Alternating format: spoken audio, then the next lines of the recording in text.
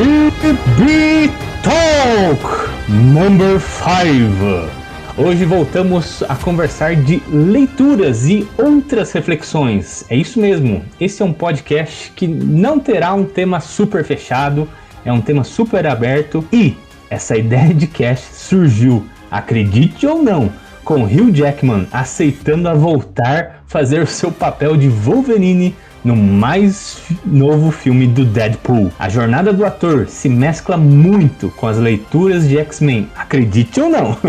O início, a empolgação, o vício, a vontade de encerrar um ciclo e o retumbante retorno. Às vezes até mais de uma vez, retornando sempre quando a gente acha que não vai retornar. Logo, nossa conversa gira em torno, assim como o Hugh Jackman, como chegamos nesse universo mutante? Como foi ao longo dos anos? Lidando com a nossa pilha de leituras? O que gostamos de ler para esquecer o mundo à nossa volta?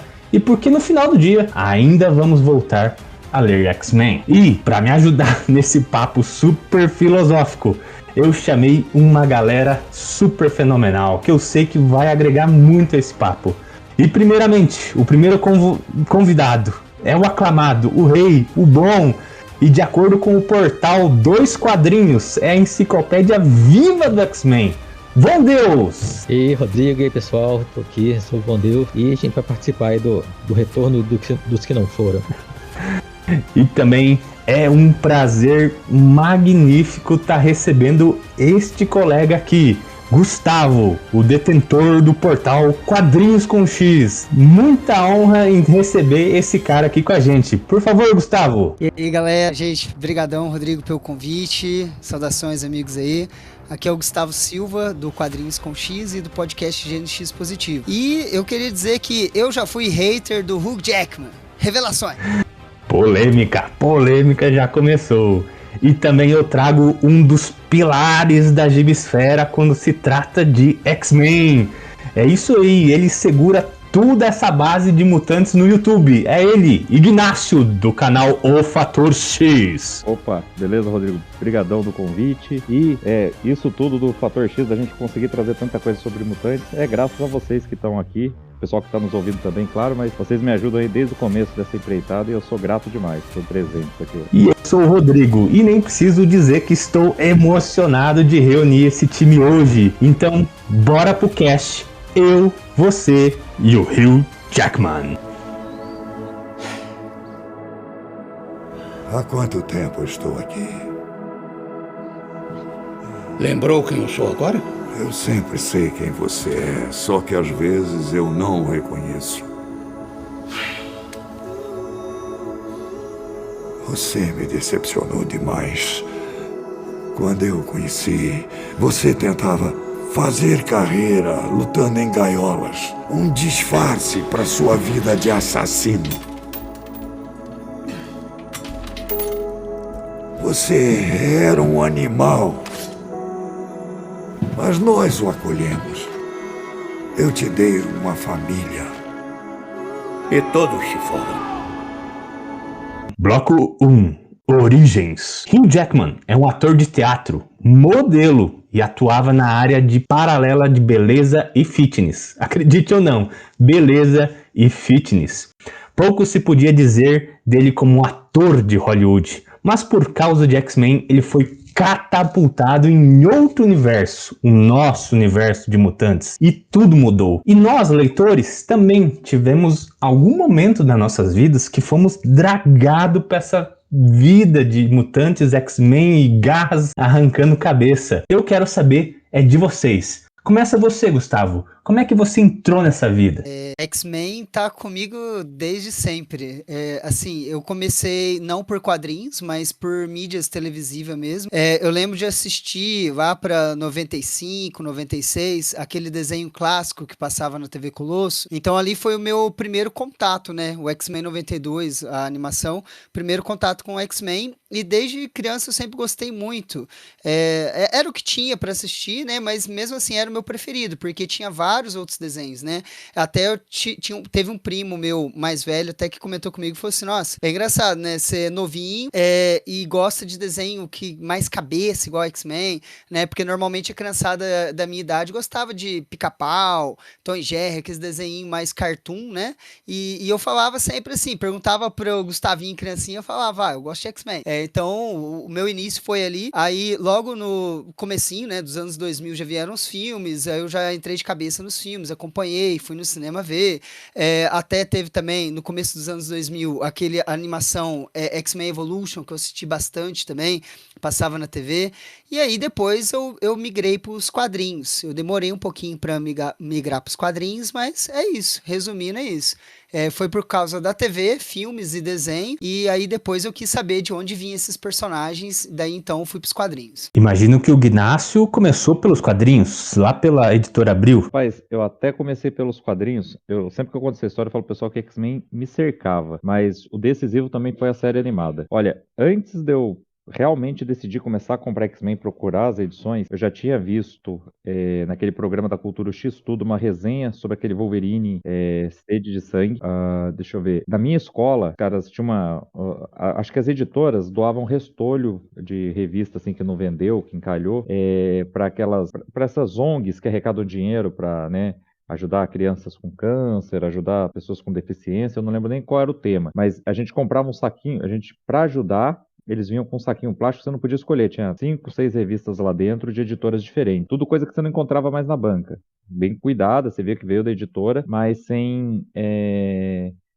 mais antiga, né? Então provavelmente encalhou por muito tempo. Eu comprei um que veio com umas coisas de ficção científica que eu achei bem legal, mas que veio com uma Marvel Force, que tinha uma aventura do Excalibur contra aquela gangue maluca, com o Arcade no controle, que eles trocam de mente e tal. E ali, pra explicar quem era o Excalibur, tinha um resumo da saga da Fênix Negra, escrito, porque a Marvel Force era da Globo, então ela não podia publicar os X-Men, e era uma época que os direitos estavam divididos.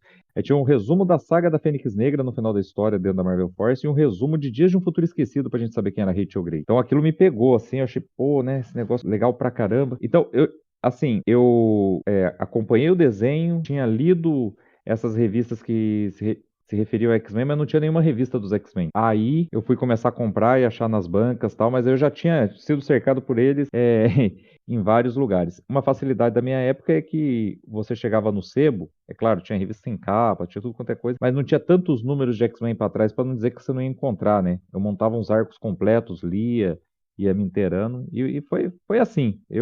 O desenho foi o decisivo. Quando eu vi aquele episódio da Noite dos Sentinelas, outra coisa que me impactou demais. Primeira vez, eu consumia já super-heróis, lia, me divertia, mas a primeira vez que eu vi, assim, eu nem entendi que eles eram super-heróis. Eu falei, pode isso? Os caras lutar contra o governo, invadir a base do governo pra roubar dados? Esse negócio é muito diferente. Foi isso que me pegou de vez. Aí o resto veio depois. Eu acho que eu também me sentia cercado, assim. Eu lembro do meu pai me levar na banca, que ficava na rodoviária, e eu folhava aquelas revistas. Eu lembro até hoje de uma capa com a rapina na frente. Mas tanto o primeiro seriado como os quadrinhos da Abril, pra mim, eram, assim, muito, muito poéticos. Eu não entendi o que estava acontecendo ali. Era muito... Era um mundo que não entrava na minha cabeça, sabe? Eu acho que eu só fui entender também que nem o Gustavo, sabe? Quando começou Evolution, aí as ideias meio que rebatiam de volta nos quadrinhos, na série original de 94, sabe? Então eu também me sentia cercado, mas pouco me significava X-Men nessa época. E você, Von Deus? Bom, eu sou um pouquinho mais velho que o pessoal, assim. Quando eu comecei, não tinha desenho, não tinha filme, não tinha nada. Era só mato, né?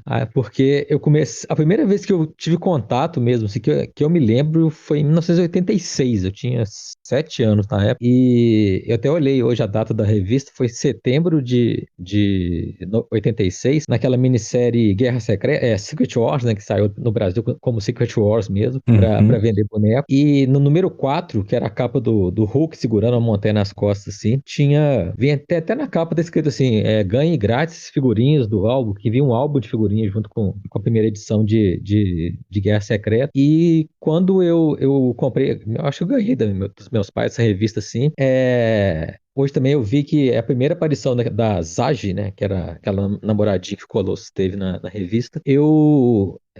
Uma das figurinhas que veio era do Colossus, assim. Vinha uma figurinha e o álbum tinha assim, o nome do personagem, a força, o peso, a altura, tinha tudo, assim. E eu fiquei impressionado com o Colossus, assim. Até hoje eu lembro de quando eu mudei dessa minha casa que eu morava lá, eu recortei a figurinha do álbum de figurinha só com Colossus, só pra guardar aquele personagem, assim, de tão impressionado que eu fiquei. Mas aí eu fiquei 3 anos sem ter contato de novo com o quadrinho da Marvel, quadrinho de coleção mesmo, assim, só pegava uma coisa esporádica. E em 1989, eu tava com 10 anos já, eu tava com meu pai numa banca de revista que ele falou que toda criança devia colecionar alguma coisa, que ele colecionou selo, que não sei o quê. Contou umas histórias que pai conta, assim. Aí ele falou, vou começar uma coleção pra você, escolhe 3 revistas ali. Aí eu peguei uma do Hulk, que até então era meu personagem preferido por causa daquela série de TV do Lu Ferrino, né? Que era o Hulk com cabelo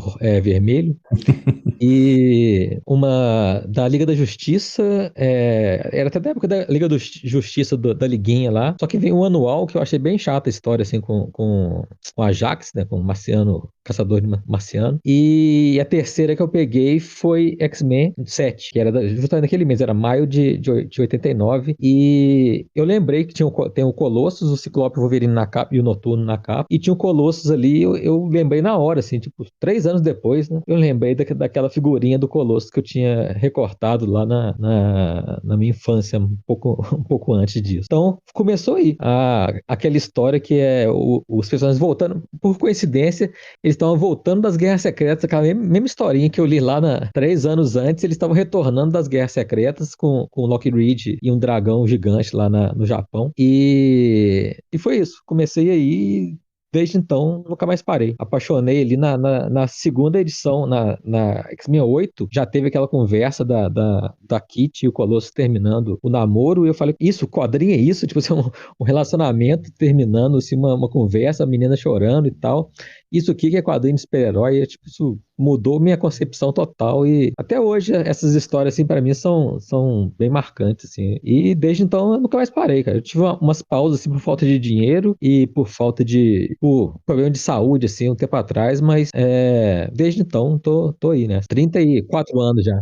Isso é um ponto que o Von Deus falou, assim, ó. Eu queria que vocês também falassem uma coisa semelhante, Ignacio e Gustavo, porque teve, né, esse momento que a gente conhece, beleza? Meio que de acidente, conhecemos X-Men, mas tem esse momento também que a gente se toca que a gente nunca mais vai parar de ler isso. Voltando para a pauta do programa, né? Hugh Jackman foi acidentalmente escalado pro papel porque era para ser do cara que fez Gladiador, o Russell Crowe, né? E aparentemente o Russell Crowe meio que deu a dica que o Hugh Jackman estava disponível, era um bom cara para fazer o Wolverine, né? Então, assim como o Hugh Jackman, a gente entra meio que de supetão no mundo de X-Men e tem uma hora que, né, a gente fala, puta, vamos ficar nesse mundo. Que momento foi esse que vocês falaram, puta, X-Men é muito legal, Ignacio? Rapaz, eu acho que o momento, assim, teve duas coisas. Eu percebi que X-Men era pé no chão, assim, era uma coisa que era que dava pra gente se identificar, tudo mais, porque eu comecei a ler na fase do Jim Lee com o Claremont já saindo. Eu gostei daquela trama de Shi'ar, do Skrull.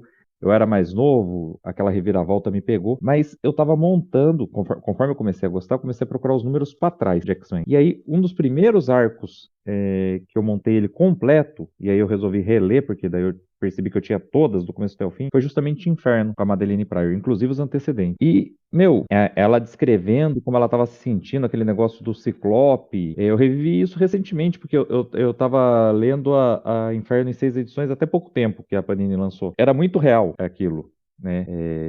A minha mãe se separou do meu pai, aí ela casou de novo com meu padrasto, que é o pai do meu irmão e tal. E algumas das coisas que ela falava, que ela tinha falado, assim, por alto, com outras pessoas eu tinha ouvido, estavam ali naqueles elementos ali também, de como a pessoa se sentia, aquela questão, né, do abandono, tudo mais. E aquilo, eu falei, nossa, esse negócio aqui é sério mesmo. Isso foi uma coisa. E mais pra frente, eu já lia, já colecionava tudo, mas uma hora que é até uma perto de tudo que tem em X-Men, até uma coisa mais leve, mas que eu percebi, falei, meu, é isso daqui mesmo. Que é quando aquele embaixador Sancroix, não o pai da Monet, um outro que fazia parte da resistência subterrânea do Xavier, que era um senhor de idade, ele vai explicar por que, pra Tempestade, por que ele é humano e ajuda os mutantes. E aí ele conta que a esposa dele sofreu um acidente e manifestou os poderes mutantes e ninguém estava morrendo por causa do acidente que ela sofreu, né? Mas os poderes se manifestaram por conta daquele estresse e ela não... E ninguém queria atendê-la. Ninguém queria tocar nela por causa dela estar estranha, né? Tá manifestando os poderes. E ele correu com ela nos braços, tentando achar um lugar que ela pudesse ser atendida, mas ela morreu nos braços dele. E aí ele falava pra Tempestade a Tempestade perguntava pra ele: como você ajuda, nos ajuda sendo mutante se você sendo humano? Ele devolvia, falou, como eu podia não ajudar. E nessa época, né, essa revista já foi mais pra frente, ela tá lá, acho que mais ou menos quase 30 números depois de eu ter começado a ler X-Men, mas se identificou com algumas coisas que eu aprendia até na igreja, essa questão da solidariedade, da empatia. Eu lembro que aquela frasezinha simples, realmente, como que ele podia, como que a gente pode não se doer pelo outro, né? No caso era a esposa dele, mas como que a gente não pode ver uma pessoa sofrendo e fica preocupado com uma coisa e não toca nela e não ajuda? Isso acho que foi uma das coisas que falou bem ao meu coração bem cedo, assim, na leitura, depois dessa outra fase. Mas eu já tinha me agarrado com o X-Men mais ou menos ali por Inferno. E aí eu comecei a reparar nesse negócio, que os X-Men pareciam personagens reais. Toda vez que eles sofriam, toda vez que eles tinham um problema, era muito parecido com as pessoas que eu conhecia mesmo. Era fim de relacionamento, começo de relacionamento, mas sem aquela coisa muito floreada, muito inventada, muito idealizada, sabe? Sim, tem uma frase que os nossos amigos lá do Utopia X sempre falam, né? Tipo, X-Men é como a vida, como ela é, né?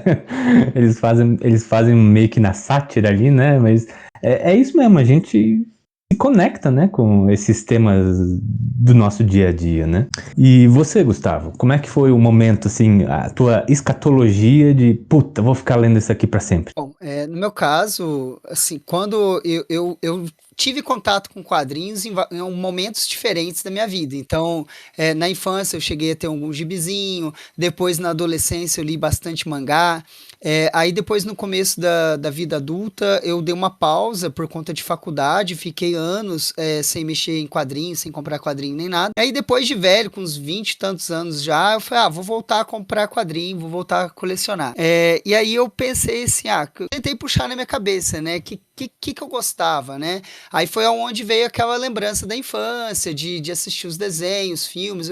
Aí eu sempre gostei, nunca deixei de gostar de X-Men. Aí eu pensei, então por que não X-Men, né? Já que eu vou voltar a ler quadrinhos, eu tava com vontade de voltar a ler quadrinhos, eu pensei logo de cara X-Men. Comprei, assim, algumas coisas de X-Men e também de outros heróis, de outros gêneros, fora de herói também. Só que aí eu vi que quadrinho tava muito caro, né? Que aí não ia dar pra eu colecionar de vários personagens, essas coisas. Aí eu falei, não, vou ter que afunilar, vou ter que escolher alguma coisa mesmo. Aí eu acabei focando mesmo em X-Men no começo, principalmente. Mas assim, o momento que me pegou mesmo, de verdade, que eu falei, poxa, isso aqui é diferente mesmo, é diferente da mensagem. Assim, ela é mais explícita, eu não sei se a palavra é explícita, mas é diferente daquilo que eu via nos desenhos e nos filmes. Foi uma mensagem bem mais profunda que eu tive lendo o quadrinho, que foi quando eu li pela primeira vez Deus Ama o Homem Mata. Então, quando eu li aquilo ali, rapaz, nossa, foi, sabe, pegou mesmo, sabe? Falei, poxa, aqui eu sei que esse é um quadrinho diferenciado, eu posso ler outras coisas, mas X-Men vai estar em primeiro lugar mesmo. Eu acho que foi muito por conta desse quadrinho específico, mas a predileção veio do contato anterior com as outras mídias mesmo. Eu também queria tocar nesse ponto que o Gustavo fala, que a gente uma hora meio que para, né? Essa é uma história que muitas pessoas, elas contam, assim, eu parei de ler, e depois de um tempo ela meio que volta, né? Esse caso que você citou, Gustavo, você parou de ler porque foi uma fase ali só? No início da fase adulta, eu parei de ler por conta de faculdade. Então, assim, quis focar mais nos estudos, inclusive até vendi a coleção que eu tinha, vendi tudo que eu tinha, para comprar livro para faculdade. Então, essa é uma história que se repete. Ignácio e Von Deus, vocês tiveram alguma coisa assim? Mas eu tive dois momentos, né? Um que eu parei de colecionar, mas mantive a coleção. Também, mais ou menos, essa situação, né? Vida adulta, eu tinha acabado de completar minha coleção para trás. Eu cheguei num ponto que tudo que tinha sido publicado de X-Men em português entre sebo, já existia Mercado Livre, eu comprei algumas no Mercado Livre, eu tinha completado. Mas só que quadrinhos da Panini, já era Panini há um tempo. Eu acho que eu tava na altura da X-Men da Panini, já tinha acabado a fase do Morrison. Lembrei. A última revista que eu comprei quando eu parei de colecionar nessa época, quando eu dei um intervalo na coleção, foi Dinastia M número 4. Eu parei. Parei porque o gasto, tanto que eu gastava todo mês na banca, pegar as minisséries e tal, e eu tava recebendo uma cobrança sobre isso também na época, sobre tanto que eu gastava e outras coisas que precisava fazer na vida na época. Mas eu mantive a coleção. Uns anos depois, eu voltei a colecionar, e aí foi até que fácil. Tinha ficado um tempo, devo ter ficado aí uns 5 anos sem comprar revista e não tinha tanto título até eu voltei a colecionar, achei os números que faltavam, facilidade e tudo mais. Aí beleza. Só que depois, quando eu me mudei para aqui para São Bernardo, eu já tinha uma filha, né, do outro casamento, que é nessa época que eu tinha parado de colecionar. E nasceu meu filho, logo cedo a gente percebeu que ele era alérgico a leite. E a proteína do leite vaca, e a gente precisava comprar um leite diferente. Depois o Hospital Mário Covas começou a fornecer esse leite, que era um projeto do governo, mas mesmo assim ele parava aos 2 anos de idade da criança, só que a criança continua mamando, né? Então, primeiro eu parei de colecionar para ter dinheiro pro leite. A primeira, de novo, né? Parei a segunda vez para ter. Eu cancelei a assinatura, fiz um monte de coisa para não gastar mais tanto dinheiro e focar nisso porque era um leite muito caro. Depois, quando chegou aos 2 anos e o hospital parou de fornecer, eu comecei a vender a coleção para comprar o leite. E quando ele finalmente não era mais alérgico, a coleção tinha praticamente acabado.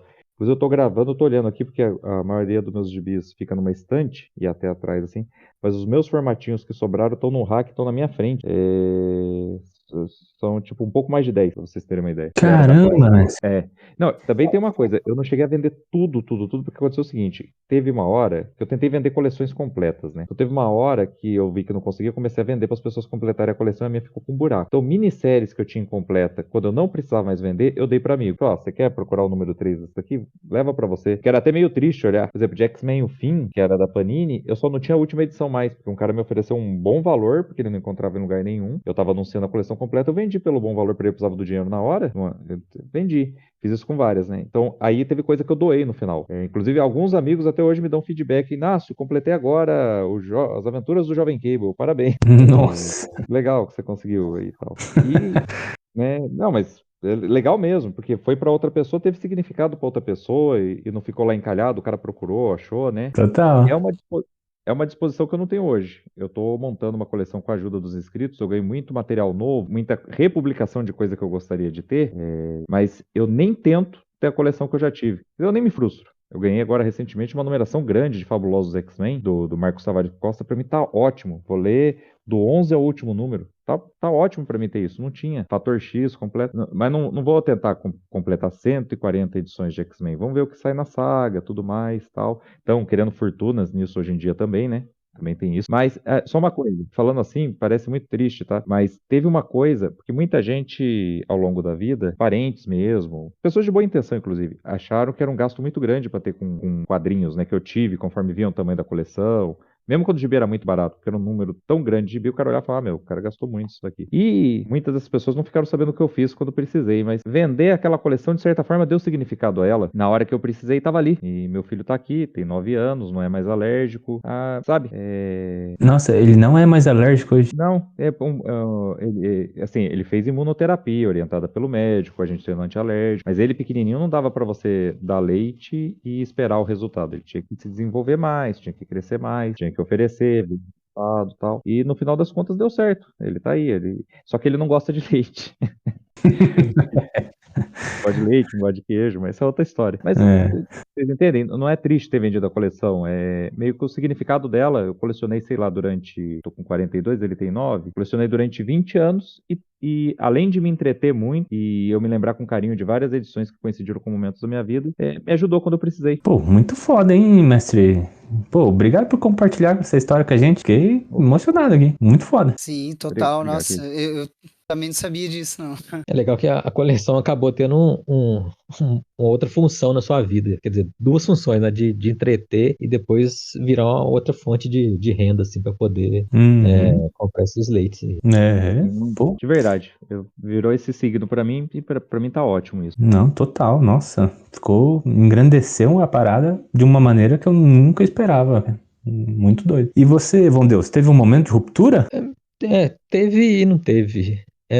O meu caso foi. Só complementando também a resposta anterior, eu tive aquele momento lá da história da Kitty com o Colosso terminando, mas ali eu tinha 10 anos de idade, 10 para 11 no máximo.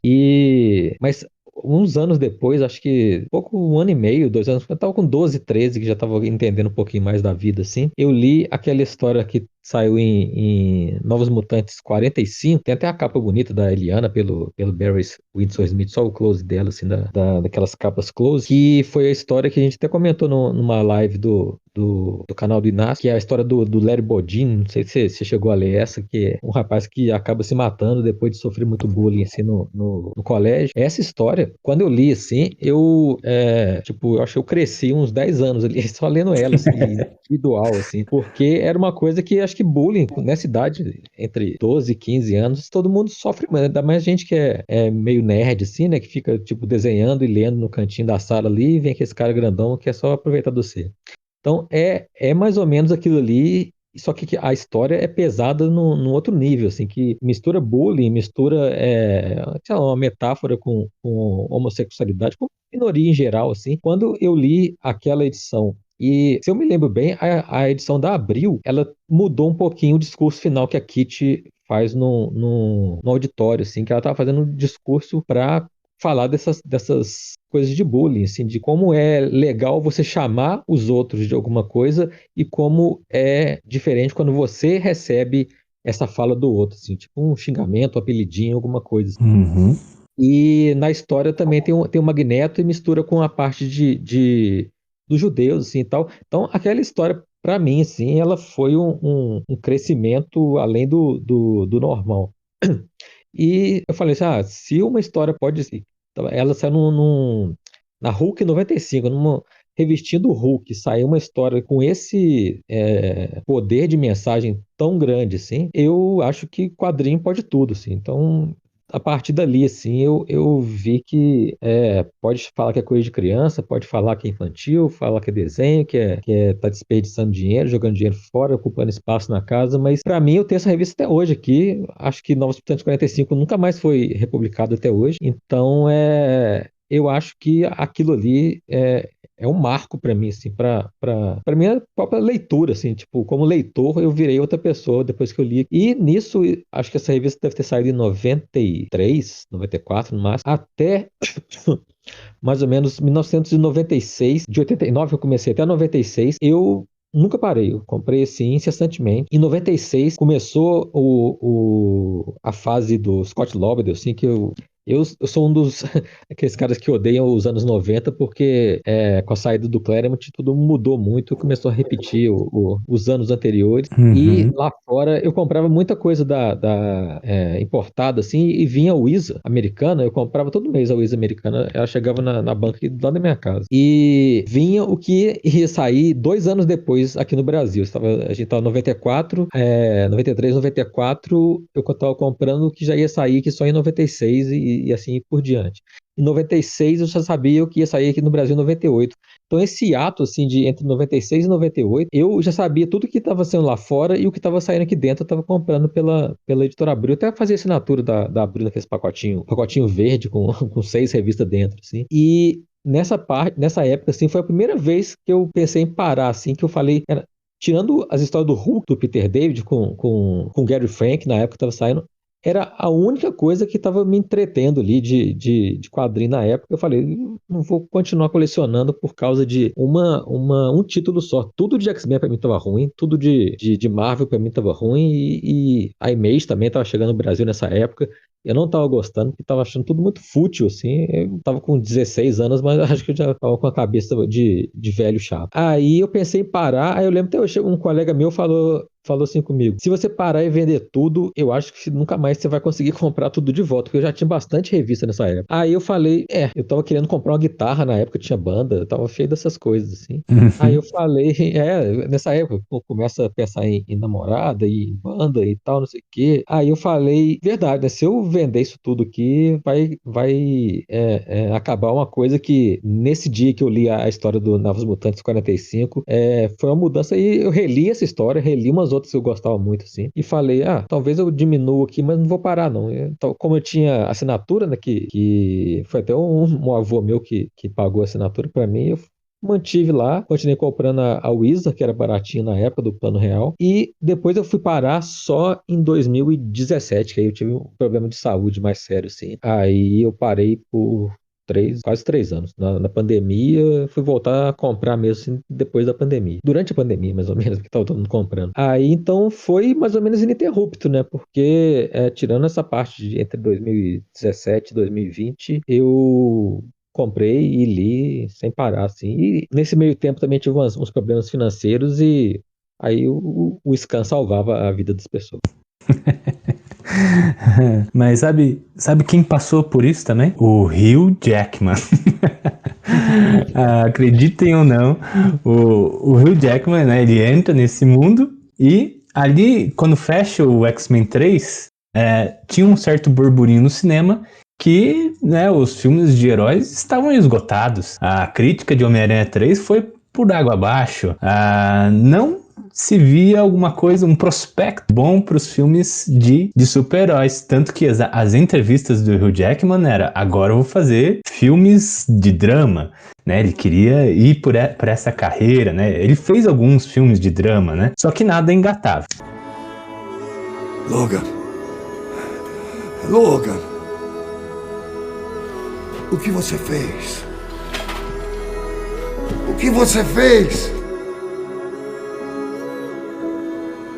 Você ainda tem tempo. Charles, o mundo não é mais o mesmo. Nenhum mutante nasce há 25 anos em lugar nenhum. Você sempre achou que fazíamos parte do plano de Deus. Mas talvez tenhamos sido um erro de Deus. Ali em 2009 veio o Homem de Ferro e o Dark Knight, né? O que revitalizou toda uma máquina ali de, tipo, puta, filme de herói acho que pode dar certo ainda, né? Então isso traz de volta o Hugh Jackman para os filmes do X-Men, né? Para fazer a trilogia do Logan, né? Então, todos nós aqui, né? A gente começa... Temos os nossos motivos para parar, para dar aquela desviada, para ir para outros projetos, que nem o Hugh Jackman queria. Mas a gente, né, olha assim, reavalia, né, e volta. Um musical, né? O Hugh Jackman tem que fazer um musical e a gente não precisou. Também, né? Então, acho que a história, né, do Hugh Jackman, ela se entrelaça bastante com a gente. E eu achei isso, escrevendo esse roteiro para esse podcast, que devia ser do Deadpool, mas eu acho que essa pauta ficou muito mais legal do que falar sobre Deadpool. A conformação mutante. Hugh Jackman reprisa o seu papel agora em Deadpool 3. Ele já fez 3 filmes de X-Men, 3 filmes de Logan, várias participações. Aparentemente, sempre tem um bom motivo para o ator voltar a reprisar esse papel cativante. Um complexo de reviver uma parte da sua vida, pode ser por dinheiro, aproveitar tudo que ele tinha, né, antes da velhice, um favor por Ryan Reynolds, seja o que for, ele sempre tem um motivo para voltar para as telinhas para fazer esse carcaju irritado. Nós, como leitores, tivemos nossos percalços durante nossas vidas, passamos por alguns mal-bocados ou simplesmente desinteressamos, mas em algum ponto das nossas vidas a gente olha e fala: caraca, eu nunca vou parar de ler esse troço. Eu sou um leitor de X-Men e vou continuar sendo leitor de X-Men. Muito provavelmente o Hugh Jackman olha assim: caramba, eu vou ser o Wolverine pro resto da minha vida. Teve esse momento pra vocês, assim, que vocês falaram, tá, ok, foda-se, é revista, eu gosto e é pra sempre. Ignácio, teve esse momento? Rapaz, teve agora recentemente com o canal, sabia? Porque Claro. eu tinha voltado a ler por scan e tinha comprado uma outra revista na banca, assim, sempre. Eu nem cuidei bem dessas revistas que eu comprei, assim, não é que eu estraguei, mas, tipo, nem tive o trabalho de procurar plástico, nada disso. Eu ficava num lugarzinho do guarda-roupa, eu ia lendo, falava, se eu começar a não gostar, eu paro de ler e tal. Eu voltei a ler e comprar X-Men na altura do terceiro volume da revista X-Men, que era depois das Guerras Secretas 2015. Tinha aquela equipe liderada pelo Magneto, os X-Novinhos e tal. Eu até, HQ Encadernação Caseira até encadernou em 3 volumes pra mim, que eu gosto muito dessa fabulosa X-Men que veio. Mas aí, assim, bem despretensioso, né? Tanto que depois entrou na fase X-Men Gold, X-Men Blue, eu já parei, eu gostei, mas continuei lendo por scan, pelo menos. Só que quando eu tive a ideia de fazer o canal, comecei a conversar com outros fãs de X-Men, aí eu me dei conta, assim, disso. É claro, né? A vida da gente tem outras prioridades. Eu contei da necessidade que eu tive no passado. Espero que não, mas pode surgir uma outra dessas. Espero realmente que não. Eu já vi que sou capaz de fazer isso se precisar, tal, mas realmente é minha grande paixão aqui. Eu fico feliz demais de ter podido começar uma nova coleção, de ter esse material, de reler algumas coisas que eles encadernaram, que eu pude adquirir hoje em dia. Às vezes me leva à época que eu li aquilo em formatinho, que eu li aquilo comprado de sebo e tudo mais, e eu pretendo ter esse prazer o resto da minha vida, passar para meus filhos, né? Meu filho tem 9 anos, lê Turma da Mônica. Eu às vezes conto algumas histórias de super-herói para ele que dá para ele entender com a idade dele e tal. A minha filha tá assim, fã da Kamala Khan, leu Guerras das Guardianas, leu algumas outras coisas. Então acho que assim, agora, né, minha filha tem 15 anos já. Agora daqui para frente é isso. É a minha paixão e sem querer empurrar para eles, mas também tentando incentivá-los.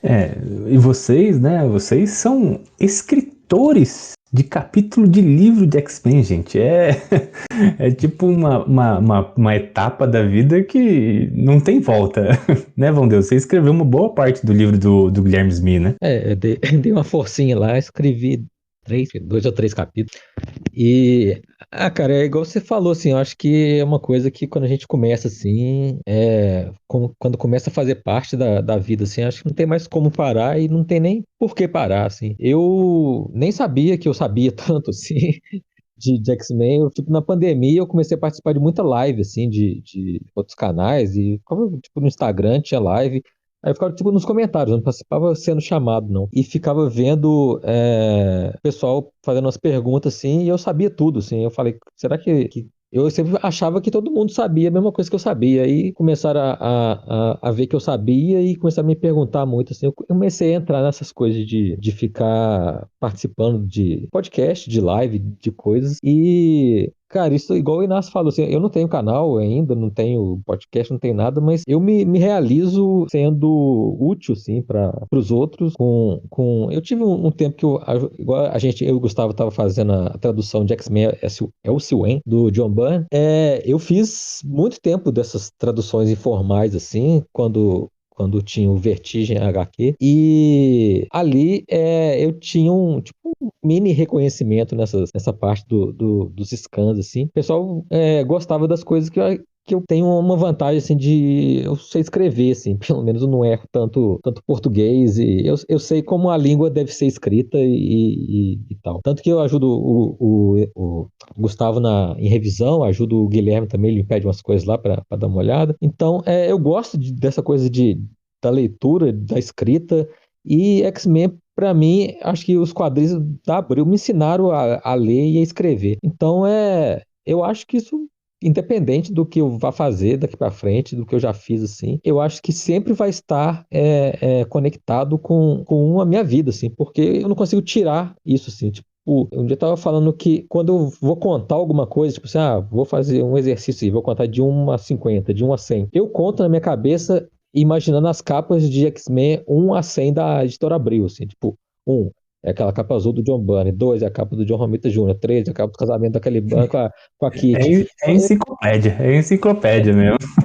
Mas eu tenho todos na cabeça, assim, de 1 a 114, eu consigo te falar quem desenhou, quem escreveu, quem tá na capa. Então, eu acho que isso faz parte da minha vida e vai fazer para sempre, porque eu anexei isso a tudo que eu faço, assim. Alguma coisa que eu vou pensar, eu já imagino cenas e diálogos de quadrinho, então eu acho que é indesconectável de mim. É, eu- Rodrigo, só Oi. acrescentar uma coisa bem de menos importância em tudo que o Von Deus falou aí, mas que ajudou demais. Entre essas traduções do Von Deus, tem aí pelo menos uns 2 números de Inferno para eu poder fazer os vídeos antes de todo mundo no canal Fator X, porque tinha muito texto, eu com meu conhecimento estava demorando um ano. Eu pedi socorro para ele e para o Frederico, que é um amigo inscrito do canal também. Em uma semana eu estava gravando vídeo na frente de todo mundo, graças ao Von Deus e ao Frederico. Ajuda demais, né? Sim. E eu deixei o Gustavo por último, porque agora é minha vez que eu parei de ler X-Men. Foi ali nos idos do final da era do Morrison, tá? Eu não conseguia muito me identificar, assim, com o que estava acontecendo no cinema. E pra mim eu fiquei muito loucaço, assim, não conseguia me conectar de volta com o gibi. Aí eu até tava conversando com os meus amigos ali, quando a gente tava gravando o X-Men 97, que alguém me falou assim, ó, X-Men tá muito louco. Tem 5 homens de gelo convivendo no mesmo linha temporal ali, porque um veio do passado, um veio do futuro, tem 2 do futuro, né? Obviamente ele tava falando ali da fase do Bendis, e isso puta merda, eu tenho que ver qual que é a desses homens de gelo que veio de todo lado, sabe? E foi isso que eu foi nessa que eu voltei a ler X-Men, assim, e não parei mais. Mas Isso nessa daí época, foi a Batalha do Átomo. Esse que isso, você falou. exatamente. Só que nessa época, como, vocês podem ter feito a conta aí, já deu quase talvez, acho que deu até um pouco mais de 10 anos de gap que eu não tinha mais, né, o arcabouço de conhecimento de X-Men ali, né, eu só tava nos filmes. Aí o que eu fiz? Fui pra maldito YouTube e tinha um vídeo lá que me guiou, e é o vídeo do Gustavo lá elencando várias revistas com todos a linha temporal, né, do X-Men, e aquilo ali, nossa, catapultou minha coleção de um jeito. Eu ficava caçando aquelas revistas que o Gustavo foi fazendo ali. Então a minha parte é por causa do Quadrinhos com X que me fez ficar no X-Men. Se não fosse aquele vídeo, eu acho que eu tava lendo outra coisa. E você, Gustavo, como é que foi? Então, Rodrigo, é engraçado você falar que até hoje eu não lembro em quando que eu subi esse vídeo pra internet. Eu acho que foi 2018, se eu não me engano, que eu coloquei no ar. Mas eu já tirei, não tá no ar nesses mais. Mas até hoje vem gente comentar, conversar comigo, falou, e aquele vídeo lá que você tinha do guia de leitura, não sei o quê. Eu falei, então, eu tirei do ar. Assim, o motivo de eu ter tirado do ar é o seguinte, porque na época que eu gravei o vídeo, não tinha tanta republicação assim da Panini. Então você tinha que fazer, você tinha que caçar mesmo, você tinha que tentar achar alguma coisa usada para comprar, ir em sebo, ver na internet, etc. Não tinha tanta republicação. Hoje em dia, nós já temos aí as edições definitivas, já temos a saga dos X-Men, tem Epic Collection também, tem um monte de coisa. Então, é só ir lá e ler, né? É só quem quiser ir atrás, pegar e ler. Então, eu achei que não fazia muito mais sentido manter aqueles vídeos no ar. Mas sim, foram 2 vídeos, um cobrindo os anos 60, 70 e 80, era o primeiro vídeo, e depois o outro, anos 90, anos 2000 e 2010. E aí, nesses 2 vídeos, eu comentei quais eram as principais sagas dos X-Men, na minha opinião, né? Hoje em dia eu até penso um pouco diferente, tem coisa que eu acho que daria para ter colocado lá naqueles vídeos, eu não coloquei, mas eu fiz isso, elenquei em ordem cronológica as principais sagas, e aí no vídeo eu comentava, aonde que você acha isso para comprar? Saiu nessa edição da Panini, essa daqui saiu na da Abril, e não sei o que. Então foi realmente vídeos que ajudaram bastante pessoas a começar a ler X-Men, ou voltar a ler X-Men, porque era um norte ali, mas eu já tirei do ar. Bom, E dentro da pergunta que você jogou, é o seguinte, aí agora, né, agora vem o plot twist, né, eu parei de ler X-Men. Eita! Caraca! Vai Né? acabar o mundo agora. Nossa senhora. Que pariu! Então, eu parei com o início da fase Krakoa. Então eu li ali Powers of X, House of X, eu li aquelas 2 minisséries ali iniciais, aí na hora que terminou, eu falei, não, pra mim já deu. É assim, esses recomeços, né, que as editoras fazem, vamos renumerar, vamos chamar outra equipe criativa, vai começar do número 1 de novo. Ao mesmo tempo que é uma grande porta de entrada para novos leitores, eu enxergo também como ponto de descida para velhos leitores. E ali eu achei o meu ponto de descida. Eu já queria ter parado na fase anterior, que era do Matthew Roseberg, dos Fabulosos X-Men, só que a do Roseberg terminou de um jeito muito trágico, um monte de gente morrendo, um clima bem baixo astral. Era um ponto meio ruim para parar de ler ali. E aí eu vi que todo mundo tava falando, Jonathan Hickman, Krakoa, aquela febre que deu na época. Eu falei, tá bom, deixa eu ler mais esse pedaço. Aí eu li as 2 minisséries. Na época eu gostei, inclusive tem bastante coisa lá que eu acho legal, que eu ainda gosto, mas no geral, não me agradou, eu acho que pra mim foi um ponto de descida. E aí o final dessas 2 minisséries termina até do jeito mais pra cima, né? Termina lá com fogos de artifício, todo mundo bem, estamos na ilha feliz, plantando flores, todo mundo. Então eu parei ali. Só que assim, não é porque eu parei de acompanhar que eu parei de ler. Então eu sou um leitor de Krakoa pra trás. Então eu sempre tô relendo coisa antiga. E outra coisa também, tem gente que me segue que acha que eu li, e eu não sei de onde que eles tiram isso.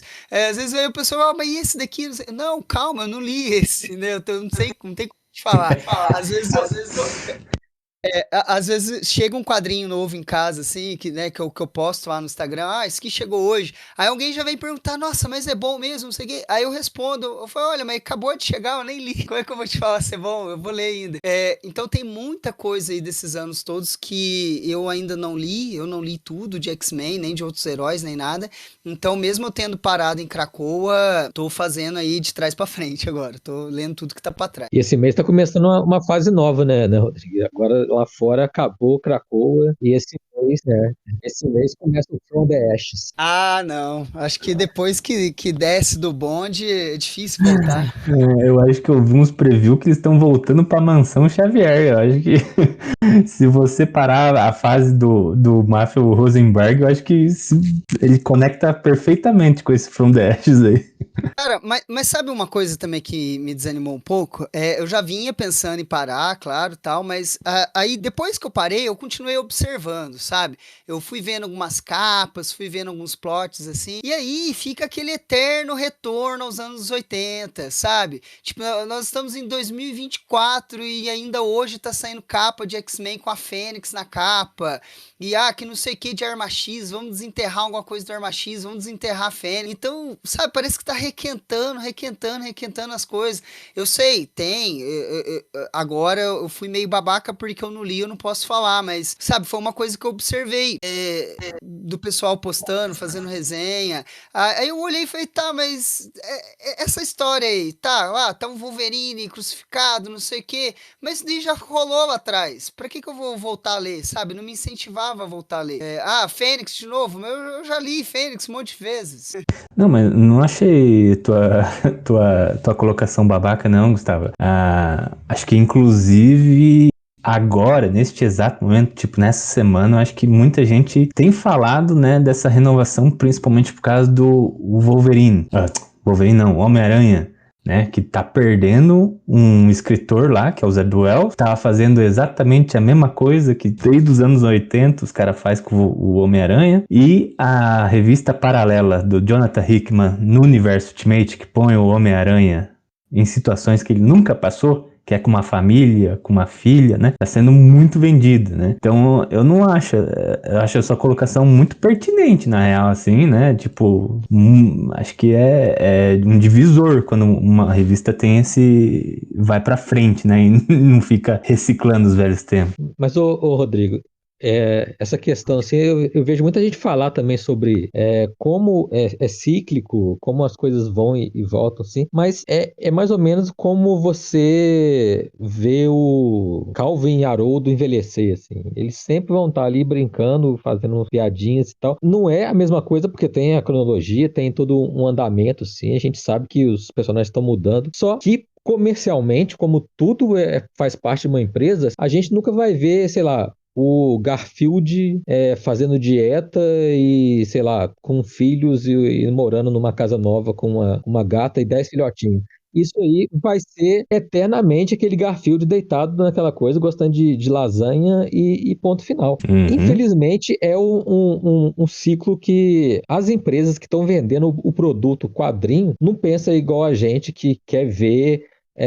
Eu acho que quando o Homem-Aranha virou professor na fase do Straczynski, lá em 2001, 2002, eu achei uma das coisas mais interessantes que aconteceu com ele virar um professor, começar a dar aula sério, assim, sem nada daquela coisa de, sou um pobretão, tenho que tirar foto pro Clarim Diário. Eu achei uma evolução gigantesca. Mas já odiei aquele negócio de totem, que do próprio Straczynski também, de totem O Aranha Universal, né? Uma coisa assim. aquela coisa me tirou, eu achei muito ruim. Só que eu acho que faz parte da gente entender que os executivos, assim, eles querem a fórmula de sucesso. E os leitores e, às vezes, os escritores querem pensar coisas novas. Só que uma coisa não bate com a outra, né? Porque eles querem vender uma ideia para um filme ou para um desenho animado, agora igual o X-Men 97, que é uma coisa que é palatável para, sei lá, uma criança de 5 anos e um velho de 70, eles vão no cinema ver a mesma coisa. Enquanto que o quadrinho é uma coisa meio... Hoje em dia está muito mais nichado do que já foi, mas antigamente era uma coisa que tinha um viés mais inovador, assim. Não era tipo, não era qualquer um que lia quadrinho da Marvel nos anos 80. Você tinha que ter, sei lá, sei lá, se querer uma coisa diferenciada, assim. Tinha muita história da Marvel que era o Aranha Pobretão e o Quarteto Fantástico Família, mas tinha umas inovações de narrativa, tinha um monte de coisa diferente. Hoje em dia não tem, porque tá tudo na mão de Warner e Disney e essas coisas. Então a gente nunca vai ver isso. Agora que vai sair, entrar no lugar do Zeb Wells, é o Joe Kelly, que escreveu aquela fase do Deadpool, que é excelente, escreveu X-Men, junto com Steve T. Seagal.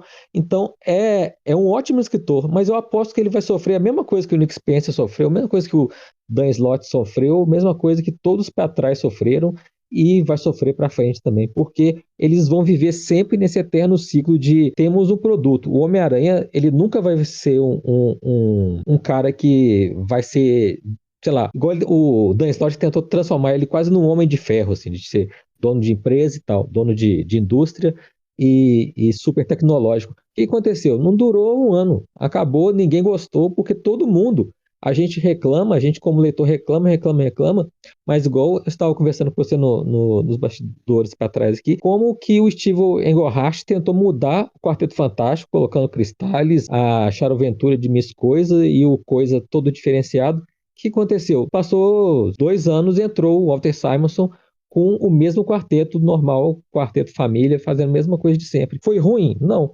Naquela época, todo mundo achou ótimo, porque era o Walter Simonson com o desenho dele e com o desenho do Arthur Adams, que era 2 desenhistas excelentes. E aí? Tirou uma coisa que está sendo totalmente nova, inovadora, mas o que veio no lugar do inovador, que era uma reprodução do antigo, foi melhor do que estava sendo inovador. Então, nem sempre é tipo, vamos mudar e vamos continuar, que tudo vai melhorar. Às vezes, se manter o óbvio, igual se manter o Calvin e Haroldo fazendo a mesma coisa para sempre, o Garfield, o Snoopy e a Turma da Mônica, a Mafalda, são personagens de quadrinho do mesmo jeito. Eles não são tão reais, não vivem no mundo paralelo ao real, igual o Homem-Aranha, o Batman e os X-Men, só que eles são produtos do mesmo jeito. Tem que vender camiseta, tem que vender bonequinho, tem que vender, fazer animação e fazer filme, porque eles são produtos comerciais de duas mega empresas. No dia que a Disney vender a Marvel e os X-Men, sei lá, forem comprados pela AWA, lá dos Estados Unidos, uma editora independente, aí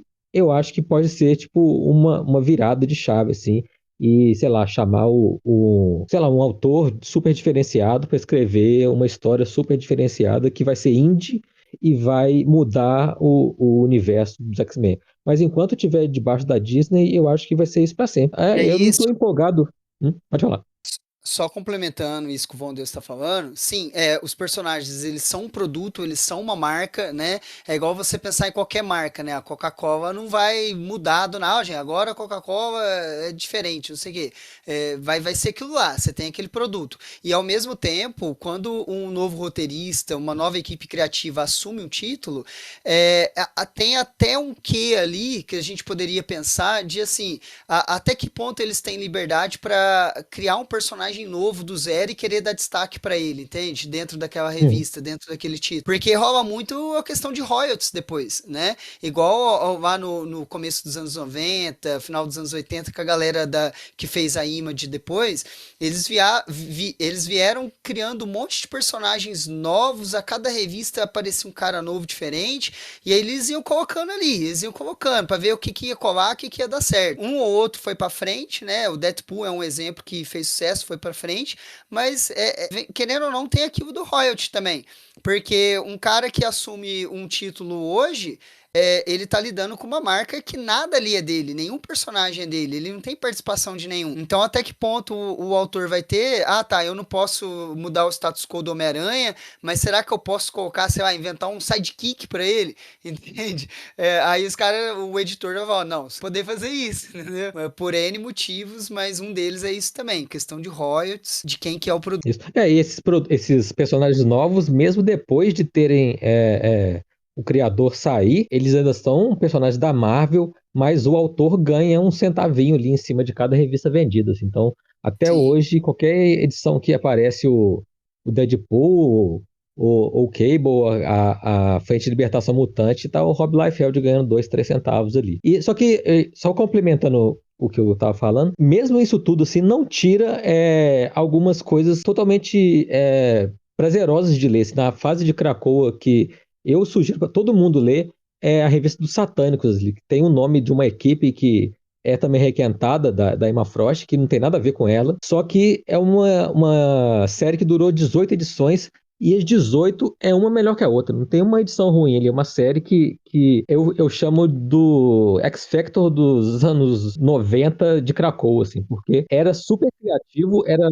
só personagem de segunda, terceira linha, e eles fizeram uma história completamente aproveitável, assim. Você pode odiar Krakow, pode odiar o Jonathan Hickman, pode fazer o que for, mas se você ler aquelas 18 edições de Satânicos, Hellions no original, você vai ver que é uma leitura 100% valorosa, assim, vale a pena ler aquilo, vale a pena você seguir aqueles personagens, vale a pena você conhecer as histórias e entender por que eles estão ali e o que eles estão fazendo. Diferentemente, talvez, da X-Men principal, que era do Jerry Duggan lá, e ele não estava fazendo nada além do arroz com feijão de super-herói que X-Men precisa ter, e que parece que vai vir na próxima fase. Então, só concluindo isso, eu acho que você pode ter todo o desgosto que tiver pela fase que tiver, mas no meio ali sempre vai ter uma coisa boa, assim, vai ter uma leitura que te agrada. Eu gostei muito de Krakoa. Eu uma vez estava contando, acho que teve 15, 16 títulos diferentes assim, nessa fase.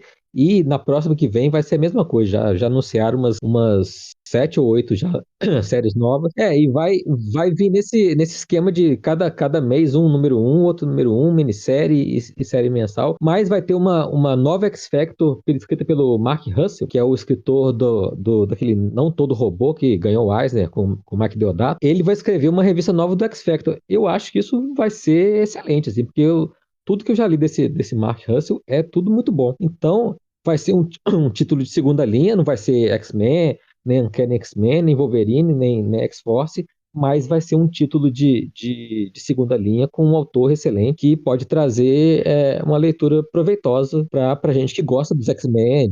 Os X-Men de segundo escalão que às vezes sempre fazem as melhores histórias. Ó, eu acho o seguinte, só aproveitando, pegar um ganchinho aí. Assim, eu entendo como esse mercado funciona, que o Deus acabou de explicar, e eu quero que o Rob sobreviva, né? Não que esses caras estejam passando necessidade, mas assim, enquanto for bem comercial para eles, bem lucrativo, vai continuar existindo. Só que esses reinícios são muito chatos pra gente que já tá lendo há algum tempo, que a gente espera uma continuidade, a gente espera transformação, a gente reconhece os retornos, né, as origens, então, tipo, esses são os mais recentes, mas Atrações Fatais depois de Gênese Mutante, não, Magneto de volta como vilão, depois de ter sido dado como morto. Mas a história, eu gostei, eu gostei na época, tudo mais, mas eu reconheci ali, os caras estão trazendo de volta, todo mundo pro lugarzinho e tal. Krakoa é um ponto bem fora da curva dentro disso, mas também eu olhei assim, falei, lá vai eles com mais alguma coisa. Aí eu fui ler Dinastia X e Potências de X e, pô, a escrita do Hickman é uma coisa de muita qualidade e me pegou. Mas quando você relê e não desfazendo a leitura, a escrita continua boa, os ganchos que ele deixou, é até triste ele não ter terminado, mas são mais futuros alternativos, são mais. É outra forma de viagem no tempo, mas são mais viagens no tempo, mais um fim apocalíptico para os mutantes. Então, assim, se você for reconhecer com base em toda a trajetória que teve, eles reciclam conceitos. Alguns fazem isso bem melhor, né? A Krakoa também não foi a primeira nação mutante. Agora, eu gostei demais. O Von Deus falou de Helios, que também foi meu título favorito na primeira, vamos dizer ali, na primeira etapa de Krakoa. Era divertido. Todo mundo lá do B. Não tinha um. Todos os personagens esquecidos foram parar ali, né? A gente tinha um grupo com babá, fábrica de órfãos e tal. Mas depois, quando eles já não estavam reciclando as coisas muito bem, eu acho, eu tenho essa impressão, tava parecendo que Krakoa não estava andando muito pra frente ainda, saiu o título do X Factor, que foi outro que eu gostei demais. Na verdade, eu só não gostei mais porque ele não acabou de verdade, né? Lá pela edição 10, ele virou o julgamento de Magneto e tal, e eu esperava ver mais coisas, mais desenvolvimento daqueles personagens e tal. Mas eu tava gostando pra caramba do X Factor. Então, essas reciclagens deles trazem algumas coisas interessantes. Eu, quando vi From the Ashes, vi as capas, vi tudo, né? Falei, puxa, mais uma volta ao básico. Vamos nós. Aí saiu um trailer. Aí o trailer mostra a Mansão Xavier sendo reconstruída. Eu falei, então, você olha as coisas, você fala, pô, de novo, né? Foi tão pra frente. Aí esses dias eu vi uma declaração do editor X, o Brevoort, Tom Brevoort, né? Não sei pronunciar o nome dele aí, de que coisas da era krakoana iam sobreviver, né? Claro, né? O negócio mudou tanto o status quo, não dá para eles inventarem uma desculpa e começar a fingir que não aconteceu tudo que a gente leu. Mas eu fico imaginando o que vai acontecer quando os X-Men encontrarem alguns dos caras do Conselho como vilões novamente. Quer dizer, eles não deixaram de ser vilões, mas a dinâmica que tinha antes era bem mais interessante. Tô dizendo como vilão arroz com feijão mesmo, né? Sebastian Shaw, que era um cara que eles tinham que enfrentar e lidar com ele, Senhor Sinistro e tal. Então, mesmo o que eu queria dizer é que mesmo esses reinícios às vezes brindam a gente com uma reinvenção, que mesmo dentro do que é a Marvel, que não vai morrer definitivamente um personagem, nem ele vai se transformar definitivamente e não vai voltar a ser o Wolverine. É um dos meus personagens favoritos. Eu comecei a gostar dele porque ele era violento, porque ele chamava atenção por várias coisas que chamavam a atenção de um menino, mas eu fui vendo ele se transformando, ele mesmo que sendo pai daqueles X-Men que ele adotava, Lince Negra, Jubileu. Aí o cara meio que fez o caminho e se tornou professor de uma escola. Mas não, ele tem que voltar a ser o cara que vende mais, que tá mais parecido com um filme, com um desenho animado. Mas eles não. Mas o roteirista tem que ser muito ruim para perder o que acumulou. Vocês entendem? Vai fingir que não aconteceu aquelas coisas. Então ele às vezes traz alguns elementos daquilo, de que ele faz aquilo. Em Krakoa, ele faz aquilo para sobrevivência dos mutantes, inclusive daquelas crianças, que ele foi professor, que ele foi o paizão. Eu acho que tem muita coisa de quem tá escrevendo, assim, porque Sim. hoje em dia não hoje em dia, mas desde sempre, eu sempre olhava os créditos, assim, de quem tá fazendo e comparava, quem escreveu história tal, quem escreveu história tal. Em Krakoa é impressionante a diferença de qualidade que tem de uns títulos para outros com os mesmos personagens, porque a gente lê Imortais X-Men, tem o centro de Krakoa ali, o Conselho Silencioso, que foi usado de uma forma tão ridiculamente ruim acho que foi na revista da X-Force ou na revista do Wolverine, escrita pelo Benjamin Percy lá. Na X-Force. Mas aquilo você vê como um grupo, são os mesmos personagens com as características deles totalmente bem definidas, é usado de uma forma ruim e usado de uma forma excelente no mesmo mês, assim, porque tava saindo Imortais no mesmo mês da X-Force. Então, eu acho que tudo gira muito em torno de como o editor e o escritor levam a história. Pode ser uma história banal, pode ser uma história tipo mandada pelos estúdios, pelo Marvel Studios ou por executivos, mas a execução da história mesmo, ela depende muito da forma que é trazida, desenhada. Hoje em dia o desenho está tão padronizado que você não dá nem para diferenciar muito pelo desenho, assim. Mas a forma como o texto é feito hoje em dia, como tá todo mundo, o leitor virou uma pessoa mais velha, você diferencia muito mais pelo estilo de escrita do que pelo própria a lutinha ou aquela coisa que conquistava a gente quando tinha 12, 13 anos, não faz o mesmo efeito hoje, porque hoje não tem mais leitor de 12, 13 anos. Tem todo mundo, a média do leitor é entre 25 e 35 anos. Então, todo mundo já entende muito mais sei lá, do que é a vida do que era quando a gente era pequenininho. Ô, Gustavo, você voltaria a ler X-Men se eu te falasse que tinha 5 Homens de Gelo na linha temporal? Ah, não. Nossa. Ah, não, olha, arrumamos mais um quarto clone do Wolverine aqui, ó. Deixa eu te contar, ele tem um filho. Tem Wolverine pra caramba, né? Tem 300... Não quero ver, não. Deixa quieto. Deixa pra criançada. Achei isso no seu bolso. Adamante, eu ouço você à noite, não tem dormido. Não quer falar sobre isso? Nem de quanto anda bebendo, nem do pus que limpa das articulações, nem das feridas no seu peito, as que não cicatrizam. Tem algo errado com você, Logan.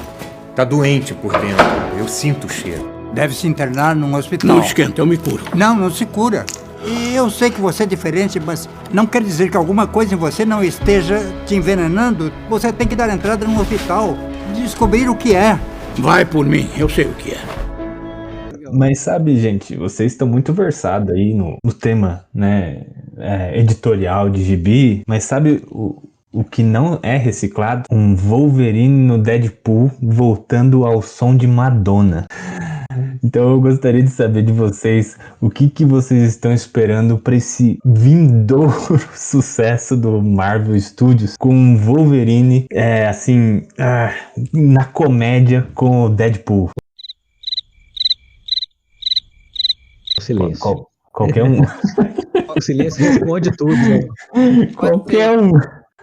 Pode ser. Bom, em relação a Deadpool, eu assisti os 2 primeiros filmes, fui ao cinema ver, e eu fui, não muito pelo personagem Deadpool, porque eu não tenho tanto apreço por ele, mas por ele fazer parte do universo mutante. Então eu ia pra ver os mutantes que aparecia lá. Então eu ia pra assistir o Colossus, eu ia pra ver o Juggernaut, que não é mutante, mas que tava lá, fazia parte.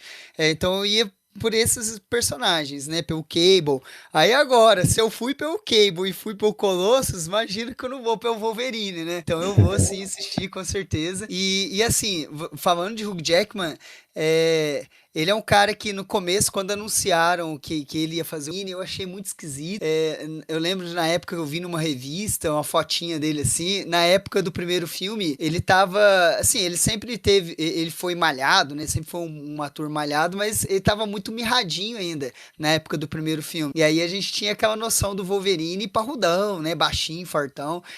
Aí eu lembro que eu pensei, putz, mas esse cara, Wolverine, né? E hoje em dia tá aí, né? Já conquistou o personagem mesmo, todo mundo associa ao cara, fez por merecer e conquistou o lugar dele. Com certeza eu vou lá assistir. É muito interessante isso que o Gustavo falou. O Deadpool é muito inteirado, né, no universo mutante.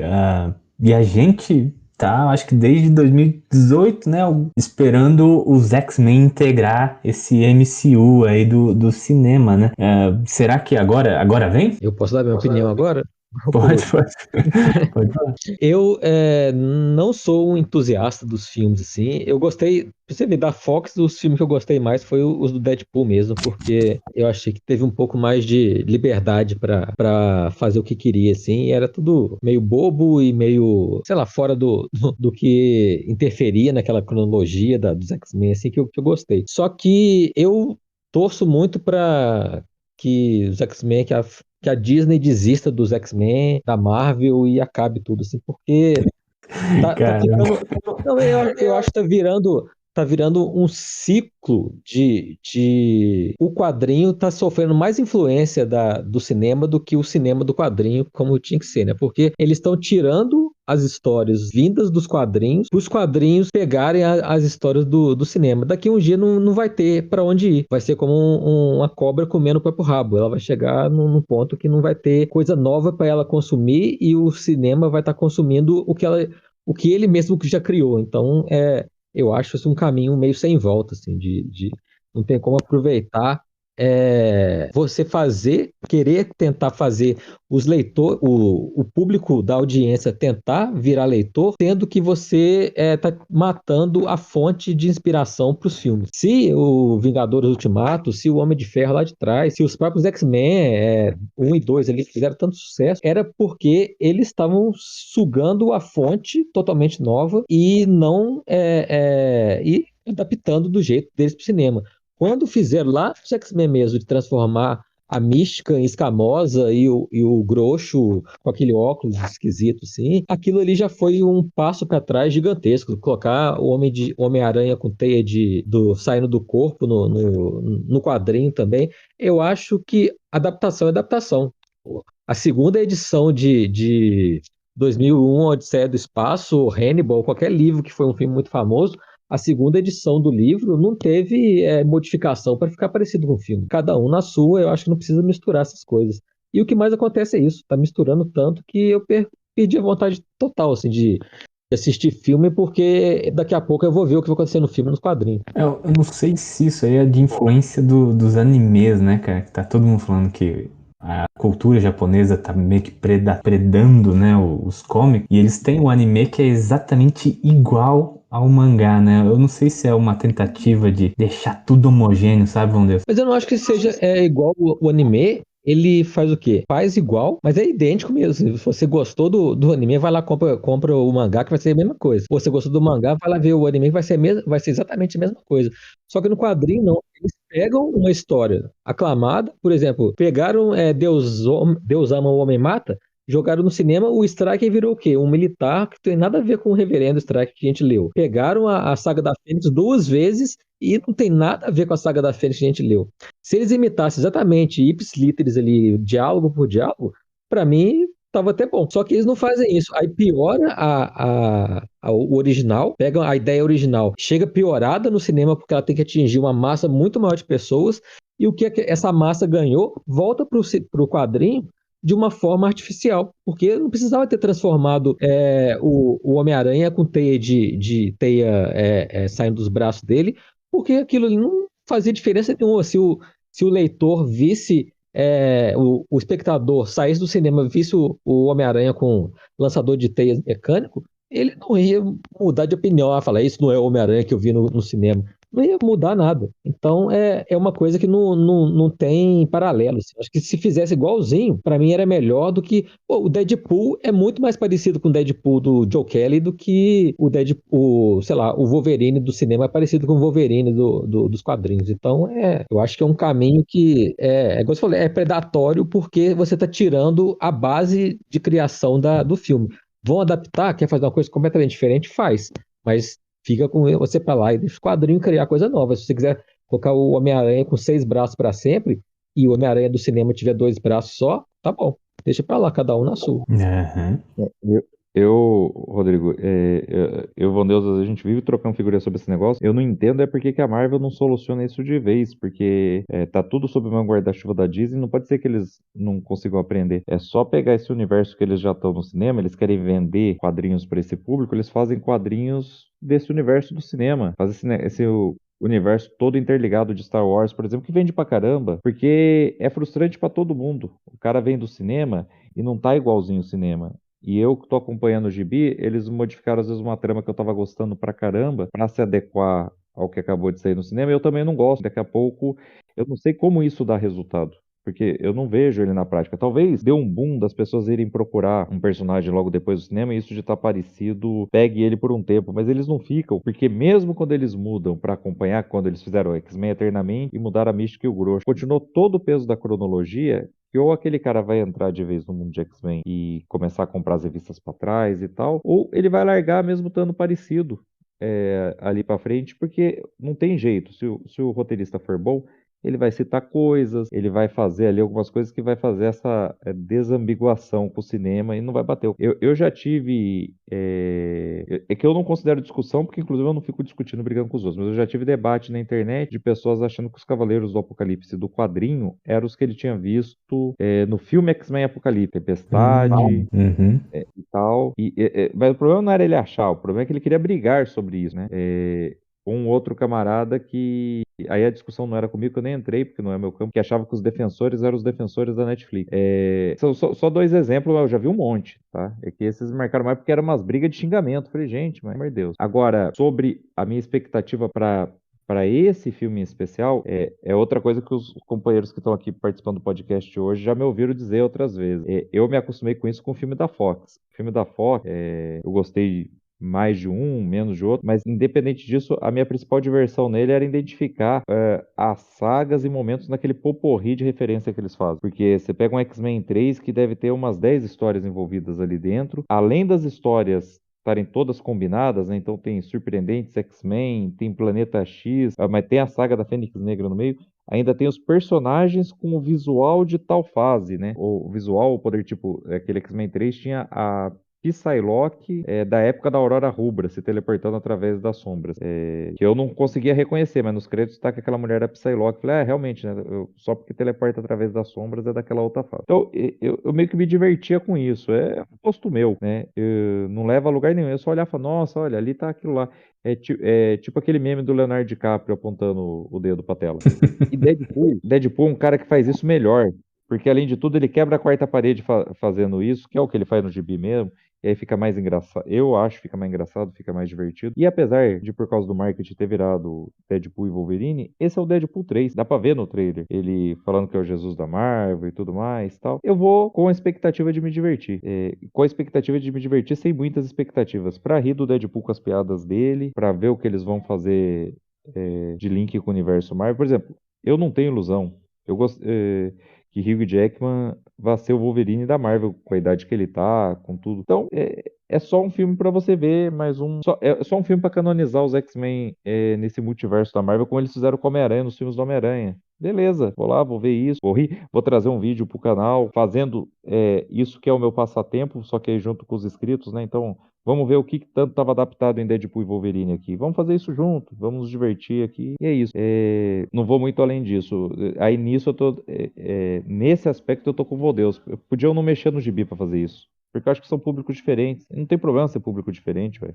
Faz a revista pra esse público aí também. É mais revista pra eles vender, é mais gibi pra eles encadernarem depois, pra eles venderem um ônibus do CM em quadrinhos aí. E vai ter o comprador pra isso também, pô. Eu também acho. Eu acho que esse negócio que o Nácio falou seria a melhor solução de você pegar, criar um universo cinematográfico em quadrinho e fazer coisas que são relevantes. Tipo, o que aconteceu entre Ultimato e entre Guerra Infinita e Ultimato? Cria uma minissérie que mostra ali aqueles 5 anos das pessoas que fizeram isso e aquilo. Se você fizer isso, vai vir um monte de gente que assistiu o filme e vai querer comprar para ler e, tipo assim, vou assistir o filme Vingadores Guerra Infinita, vou ler a minissérie e vou assistir o Vingadores Ultimato. Isso aí vai chamar muito mais gente para comprar quadrinho do que, sei lá, pegar uma coisa que aconteceu lá com Thanos e enfiar no meio do quadrinho, não tem nada a ver. Amantes do Guardiões da Galáxia não tem nada a ver com amantes do quadrinho dos Vingadores, dos Vingadores Eternos e tal. É completamente diferente, assim. Então, aí transforma amantes do Guardiões da Galáxia na amantes do cinema pra quê? Pra agradar uma pessoa que nem vai comprar aquela revista. Então, acho um desperdício total de ficar atrapalhando as histórias em quadrinho pra fazer equiparação com o cinema. Vamos ver, né? Talvez as dinâmicas de poder, por assim dizer, podem estar mudando, né? Porque nessa época do Guerra Infinita era muita grana que rolava com o cinema, né? E atualmente, tanto o cinema quanto a Marvel não estão angariando tanto dinheiro quanto foi nessa época, né? Vamos chamar aqui das vacas gordas, né? Ultimamente não é mais assim, né? Então talvez a gente pode ver os reflexos disso também no gibi, né? Que talvez uma retirada de influência do cinema. Tomara, né?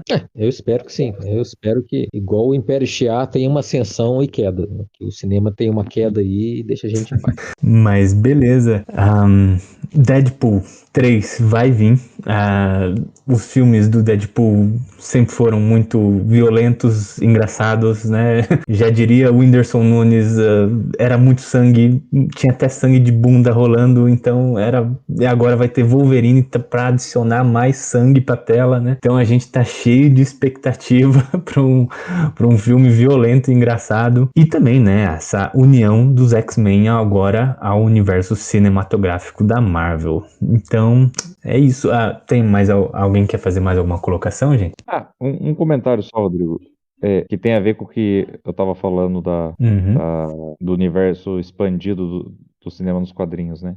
Uma coisa que, só pra fechar, que a própria Marvel fazia era os prelúdios dos filmes da Fox. Só que eles não eram canônicos, que o próximo filme desmentia o prelúdio do filme anterior. Mas a Marvel tem condição de fazer isso melhor. Lembrando que a Fox desmentia até o filme anterior também. Bons tempos, né? Tem 2 versões da Rainha Branca, X-Men mais jovem como aluno, para depois aparecer mais velho. Por exemplo, Mercúrio, eu acho que ele tem umas 3 versões. Beleza, mas a Marvel tem condição de fazer isso muito... agora que a Marvel controla mesmo, né? A Disney controla a Marvel, mas que a Marvel teria ali certo controle, ela poderia fazer muito melhor, mas a gente viu isso. Era um universo expandido pequeno.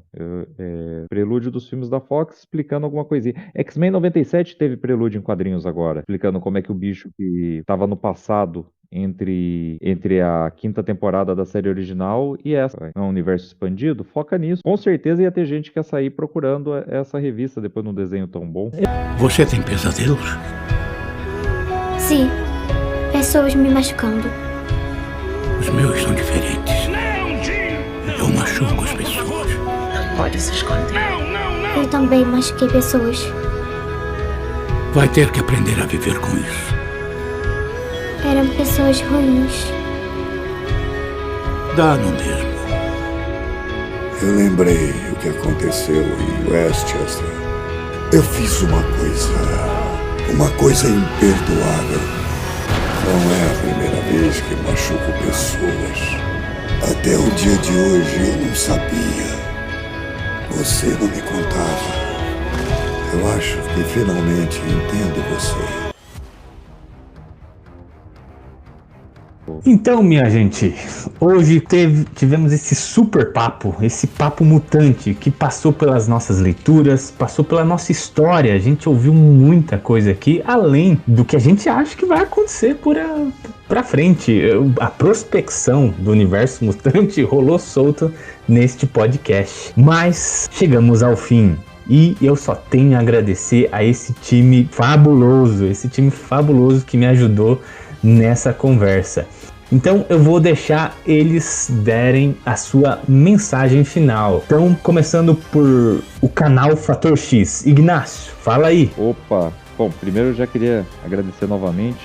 Foi um prazer ter podido estar aqui no seu podcast, ter estado em tão boa companhia também, que eu realmente sou fã de todo mundo que está aqui. E se quiserem me encontrar, se gostaram desse episódio, né, é lá no canal Fator X.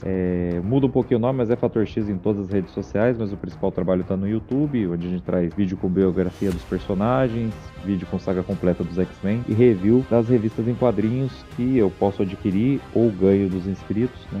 E assim o canal tá indo e é tudo sobre X-Men. Se você olhar lá, ver uma thumbnail que tá escrito alguma coisa dos Vingadores, com certeza é um crossover com os X-Men, ou é quando o Wolverine fazia parte dos Vingadores. E dizer que se você veio até aqui também hoje ver esse episódio do GB Fire, porque eu coloquei lá nas redes sociais, porque na verdade você acompanha o Fator X e tudo mais, é de coração, é a verdade. Queria recomendar que você passasse a seguir aqui, passasse a ouvir os episódios do podcast, que é muito bom, e dos companheiros, porque não é da boca pra fora. Eu realmente estou em muito boa companhia aqui com esse convite hoje, estou bastante feliz de estar aqui. E de novo, obrigado, Rodrigo, obrigado companheiros aí pela companhia. Obrigado a você, Gui. E também temos essa outra figura já aqui carimbada de X-Men da internet. Fala aí, Gustavo. Eu só tenho a agradecer pelo convite. Fiquei feliz aí de poder estar aqui, Rodrigo. Principalmente também na companhia dos meus colegas Inácio e Vondeus. Vondeus sempre tá lá no podcast GNX Positivo, né? Sempre tá lá participando dos episódios comigo. O Inácio também já participou mais de uma vez lá. É sempre bom, né? Poder conversar com os colegas na internet, né? Bater papo sobre essas coisas que a gente gosta, né? No nosso dia a dia é difícil, pelo menos para mim, é difícil achar alguém para conversar sobre esses assuntos.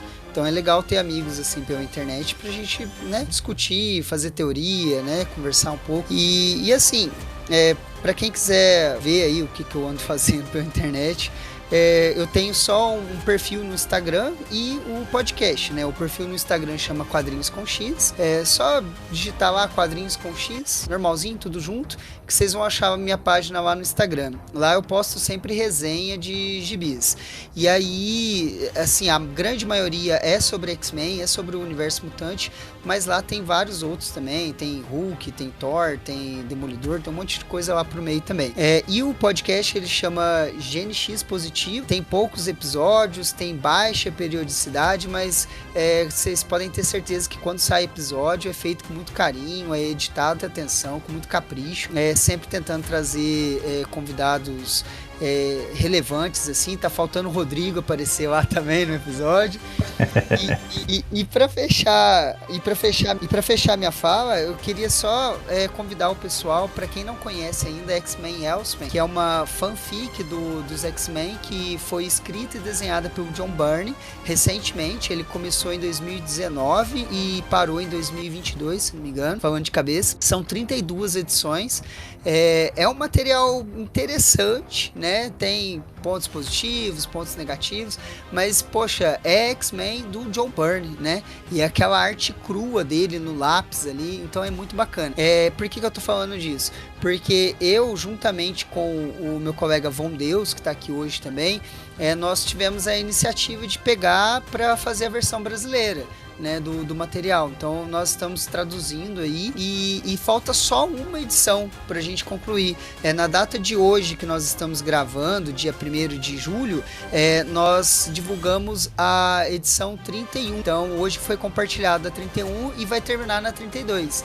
Então, para quem não conhece, vai atrás, tem link no canal do Inácio, Fator X, tem link também lá na minha página do Instagram, todas as edições de graça para baixar em PDF, tudo bonitinho. Não é pirataria, porque o próprio John Byrne disponibiliza isso de graça no site dele. Lá tá tudo de graça, é só acessar o site dele. O problema é que no site do Byrne tá tudo em inglês, né? Então nós tivemos aí esse trabalho aí de fazer uma versão brasileira, tentando respeitar os personagens, o jeito de cada um falar, o modo como já vem sendo traduzido aqui no Brasil também, né? Então tá bem a gosto do fã brasileiro. Então fica aí o convite pra você. Meu Deus, que time. Youtuber com canal do X-Men, o tradutor do Elsewhere. E pra fechar, ainda temos um escritor de livros do X-Men. Fala aí, Vondeus. Também agradeço o convite mais uma vez. E Rodrigo, é sempre muito bom participar. Eu tô aqui... Fiz parte no passado, eu e o Inácio fez, uma galera aí da Gibisfera, que eu não gosto muito desse nome, que eu chamo de Gibis Cubo, que é todo mundo quadrado. A gente participou do livro Olhares sobre os X-Men. Foi mentalizado, né, coordenado pelo Guilherme Smith, também escreve uma boa parte do livro, chamado Olhares sobre os X-Men, que está à venda no site da editora Marsupial, e ele conta vários pontos de vista diferentes, vários pontos que você pode conhecer os X-Men, entender os X-Men e se apaixonar por eles também, igual todo mundo que escreveu ali se apaixonou. Foi lançado agora no comecinho desse ano e está à venda lá no site da editora Marsupial. Até um pouco tempo atrás estava na Amazon também, mas alguém que se interessar aí pelo livro vai poder encontrá-lo no site do Marsupial. Olhares sobre os X-Men, só confirmando o nome. E eu tô também nas redes sociais, ele tô meio apagado ultimamente esses meses aí, porque tô com uns problemas pessoais, mas eu participo, igual o Inácio falou, das lives lá no Fator X. Participo dos episódios, alguns lá do GNX Positivo, às vezes do Utopia X, do Gibizinho, onde tiver X-Men e me chamarem, eu apareço. porque eu gosto de falar sobre isso e é o que me diverte. Então, é Vondeus nas redes sociais, e se você colocar Vondeus em qualquer lugar, você vai achar meu CPF também. Mas é isso, gente. Muito obrigado. Lembrando que tudo que eles falaram aqui vai estar linkado no link dessa postagem, com certeza na postagem do Instagram e do Twitter, e vocês podem achar essa galera aí de várias maneiras. E por hoje é isso, a gente bateu um papo super foda aqui. Muito obrigado aí aos meus convidados por terem participado desse bate-papo e falado aí do Jesus da Marvel. Então é isso, pessoal, a gente se vê numa próxima, quem sabe quando aparecer mais uns 4 ou 5 Homens de Gelo na linha temporal do X-Men. Falou! Valeu. Não fui eu. Não fui eu. Não, por favor! Não pode se esconder. Aperta com força agora. Com força.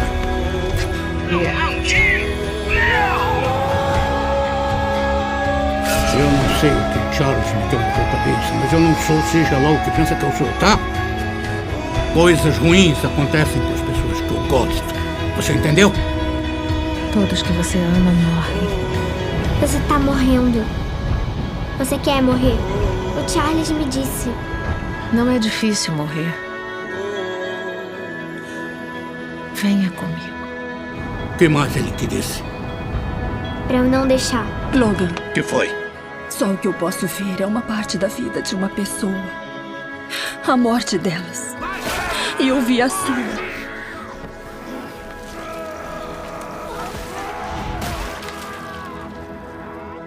E o que você viu? Eu vi você deitado. Pega Tinha os seus sangue pra amigos todo lado. E sai daqui. E você estava com seu coração na mão. Você não precisa mais lutar. Não estava batendo. Não seja o que fizeram de você.